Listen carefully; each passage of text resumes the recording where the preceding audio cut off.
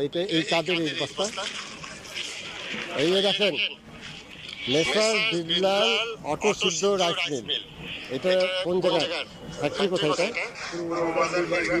রামুরবাড়িয়া নতুন বস্তা হলো এখানে। মানে কি বলেন, এটা দিয়ে কি করে বলেন? এটা কত করে বেচে? এটা বেচে 18-19 টাকা। কে কিনে নেয়? এটা কিনে কি করে? চালের দোকানে নিয়ে যায়। এবারে চাল ভরে এগুলো সব ব্র্যান্ড কোম্পানি হয়ে যায়। এইগুলো ইয়ে করো, সব শেষ করো।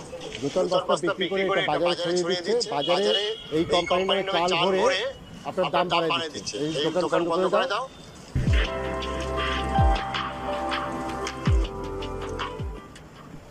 এই আচার কোথায় পেয়েছেন? হ্যাঁ, এটা কি কোথায় বিক্রি করেন এটা? হ্যাঁ, এই যে বিক্রি